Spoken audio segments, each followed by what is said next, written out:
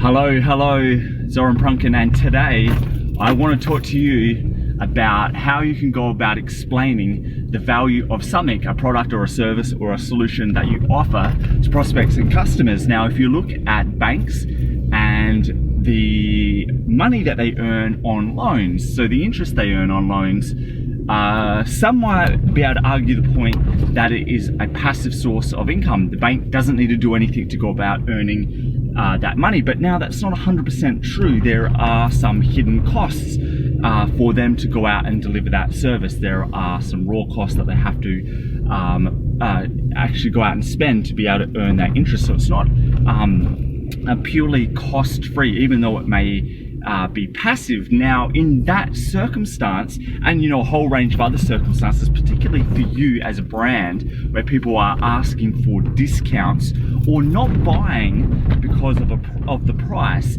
this is going to be really useful to you. So how do you go about explaining the value of something where your prospects and customers are asking both of those questions? Now, there's a couple ways you can go about doing this, and it all stems from them not seeing the value in what you are providing.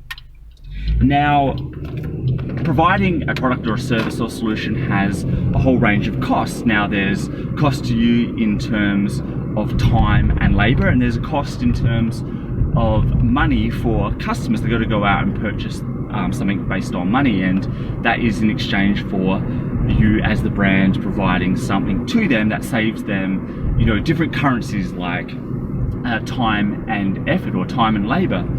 And the problem stems from not being able to explain where that value comes from. Now, everything takes time and effort to go out and produce, and if you can save a customer that, for example, you're doing a done for you type service as opposed to them doing it themselves, you are actually saving them a bunch of different currencies, and you should be justifying that by the money.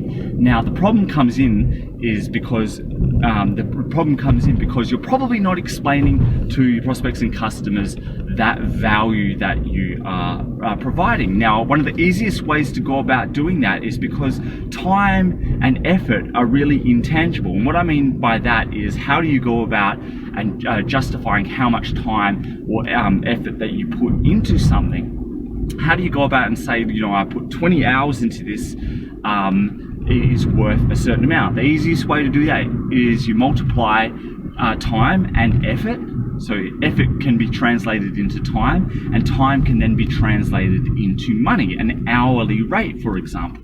And that translation into money, and going on a bit of a tangent here, money is just that common tool that allows people to transact value where things may not be obvious. Back in the day, I'd be trading peanuts for soil in a barter system, but 10 peanuts for a kilo of soil. How do you go about justifying that? And obviously that's where money came in as a standardized way of converting value. So the easiest way for you as a brand to do that is convert effort, the amount of effort you put in, into time, and then time into money, and then taking that money or dollar amount and using that as your explanation to prospects and customers by telling them, we will save you this amount of money or this amount of time in terms of the product that you are purchasing from us.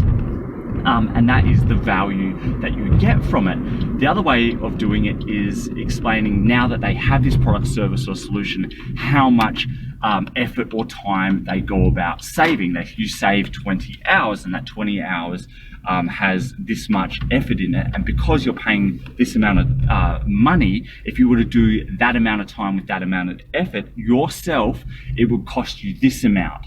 So doing it the other way, comparing a prospect or customer doing it for themselves and what that would cost them in terms of cash money, and then comparing that to the cash money they're going to pay for that product or service or solution by buying from you. And if you can do that, if you can translate that value for them into currencies that they can actually go out and understand, being able to then ask for the sale, and likewise not being asked for a discount or getting objections or buying concerns around the price are going to be reduced phenomenally if you can go about justifying and translating that value for your prospects and customers. So until we talk next time, I hope you have a fantastic day, and I'd love you to hit me back with all of your comments and questions, because I love hearing feedback of how you go about doing things. So until we talk next time, hope you have a fantastic day